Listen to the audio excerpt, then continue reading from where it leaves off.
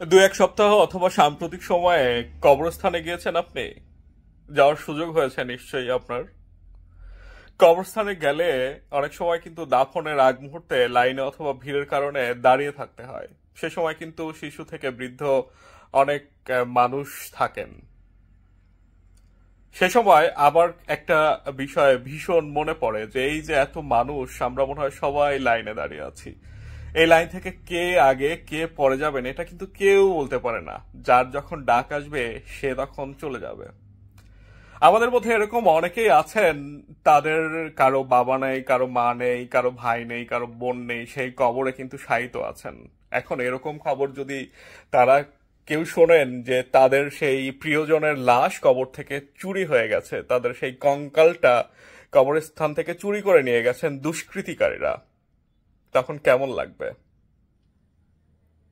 এমনি সাধারণভাবে একজন সাধারণ মানুষই যদি শুনেন যে কবরস্থান থেকে লাশ চুরি হয়েছে, তিনি কিন্তু বলেই ফেলবেন যে আহারে, মরেও কিন্তু শান্তি নাই। একবার তাদের অবস্থাটা চিন্তা করেন, তাদের কষ্টটা চিন্তা করেন। তারা এই চিত্রটা যদি দেখেন আপনি টেলিভিশনে, মেইন স্ট্রিমে কিন্তু অনেক খবর হয়েছে কঙ্কাল চুরি নিয়ে। তাদের যে বুক ফাটা কান্না, তাদের যে আহাজারি, সেটা সত্যি হৃদয় ভেঙে যাবে। আর এই বিষয়টা মেনে নেওয়া কিন্তু কঠিন। মানে একটা মানুষের যেমন বেঁচে থাকার অধিকার আছে, একটা মানুষের যেমন জীবন ধারণের অধিকার আছে, একটা মানুষের কিন্তু তার মৃত্যুর পরে তার মরদেহটা আহ, যে থাকবে, সেইটারও কিন্তু অধিকার আছে। এরকম কথা কিন্তু আইন বিশেষজ্ঞরা বলে থাকেন। সংবিধান কিন্তু সেই অধিকার আমাকে আপনাকে দেয়। এখন দেখেন, এরকম ঘটনা মাঝে মাঝে কিন্তু পত্রিকার শিরোনাম হচ্ছে যে পাবনাতে 17টা কঙ্কাল চুরি হয়েছে, ময়মনসিংহে কবর থেকে মৃতদেহ গায়েব, নরসিংদীতে কবরস্থান থেকে লাশ গায়েব। বিষয়টা কেমন না? কত ধরনের চোর আছে, তাই না? সেগুলোর খবর কিন্তু আমরা প্রায়ই দেখি। আতি চোর, পাতি চোর, এই চোর সেই চোর, ডাকাতির খবর, এই খবর সেই খবর। মানে চোরেরাও না এত নিচে নেমে গেছে যে মানে লাশ চুরি করতে হবে, মানুষের মৃতদেহ চুরি করতে হবে,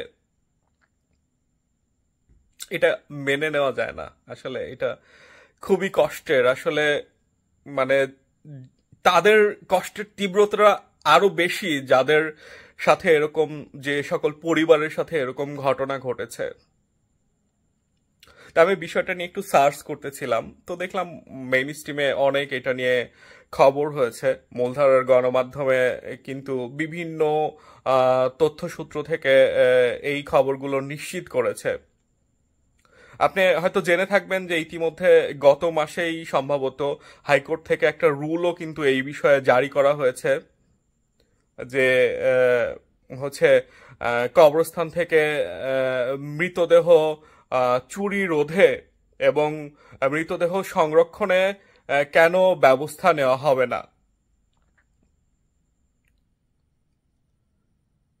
তো আরো কিছু বিষয় কিন্তু জানার সুযোগ হয়েছে, আপনাদের একটু জানাতে চাই যে এই কঙ্কালের কিন্তু একটা বড় বাজার আছে এবং বড় একটা সিন্ডিকেট চলে দেশ জুড়েই আর কি, এই চক্রটা কাজ করে। আর এই উম, কঙ্কালের চাহিদাটা কিন্তু বেশ, এবং আমার দেশের পাশাপাশি কিন্তু আমাদের দেশ থেকে এই কঙ্কালগুলো কিন্তু বিদেশেও পাচার হয়ে যায়। এখন নিশ্চয়ই প্রশ্ন জাগতে পারে যে হচ্ছে কারা যারা হচ্ছে এই কঙ্কাল হচ্ছে ডিমান্ড করে থাকে। আসলে স্বাভাবিকভাবে একটা বিষয় আমরা জেনে থাকি যে হচ্ছে যারা আমাদের হচ্ছে মেডিকেল স্টুডেন্ট আছেন, তাদের কিন্তু পড়াশোনার অধ্যয়নের হাতে কলমে শেখার জন্য কিন্তু কঙ্কালের দরকার হয়। তো ওই পত্রিকার খবর বা টেলিভিশনের খবরে এরকম ভাবে এসেছে যে এই যে চক্রটা আছে, এই চক্রটা অসাধু উপায়ে কিন্তু এই কঙ্কালগুলো এই সব শিক্ষার্থীদের কাছে 40-50 হাজার থেকে শুরু করে 1 থেকে 2 লাখ টাকা পর্যন্ত দামে কিন্তু কঙ্কালগুলো হচ্ছে বিক্রি করে থাকেন। এখন এইটার কিন্তু একটা বিকল্প ব্যবস্থাও হতে পারে। সরকার কিন্তু সেই সব শিক্ষার্থীদের জন্য আহ, মানে যারা দান করবে বা এরকম কোনো উৎস থেকে সংগ্রহ করে কিন্তু নিশ্চিত করতে পারে, তাদের চাহিদাটা কিন্তু মিটাতে পারে। তাহলে কিন্তু তাদের যাদের প্রিয়জন বা যাদের স্বজন হারিয়েছে, কবরস্থানে শায়িত আছে, তাদের কিন্তু এই বেদনাটা কিন্তু বাড়ে না বা হয় না, বা বেদনা তো আছেই, এই তীব্রতাটা আরো বাড়ে না।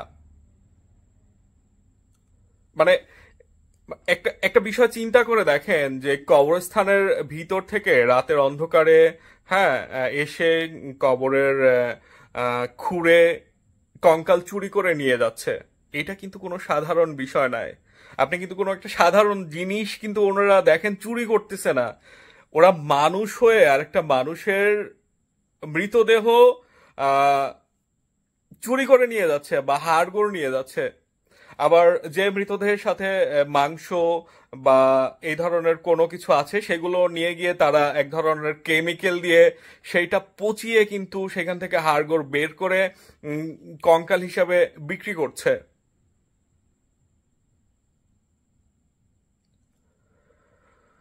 এটা ভাবতেই কেমন লাগে, তাই না? এটা আসলে রোধ করা দরকার।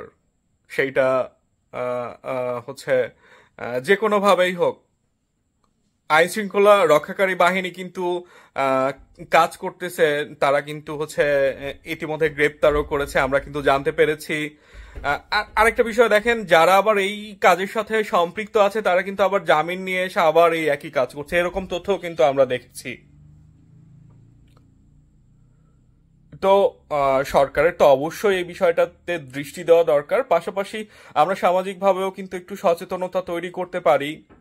যেমন হচ্ছে কবরস্থান গুলা একটু কিন্তু দূরে হয় গ্রাম থেকে বা উপশহরগুলো থেকে। তো সেখানে কাঁটাতারের বেড়া বা আলো, বা এখন যেহেতু তথ্য প্রযুক্তির যুগ, আমরা সিসি ক্যামেরার ব্যবস্থা করতে পারি। মানে যে কোনো ভাবে একটু নজর রাখতে পারি যেন এরকম কাজ আর না ঘটে। এটা রোধে কিন্তু আমরা পরিকল্পনা গ্রহণ করে সেগুলা সুষ্ঠুভাবে বাস্তবায়ন করতে পারি। যেন কোনো মায়ের, কোনো ভাইয়ের, কোনো বাবার, মানে ছেলে অথবা মেয়ে অথবা যে কেউ মারা যাওয়ার পরে যে এমনে যে কষ্টটা আছে সেটার তীব্রতাটা যেন আরো না বাড়ে। তাদের যে স্বজনরা তারা যেন সেখানে যেতে পারে, জানতে পারে যে আমার অমক, আমার তমক সেখানে শায়িত আছেন। সবার সুস্বাস্থ্য মঙ্গল কামনা করে বিদায় নিচ্ছি। ভালো থাকবেন, সুস্থ থাকবেন। আসসালামু আলাইকুম।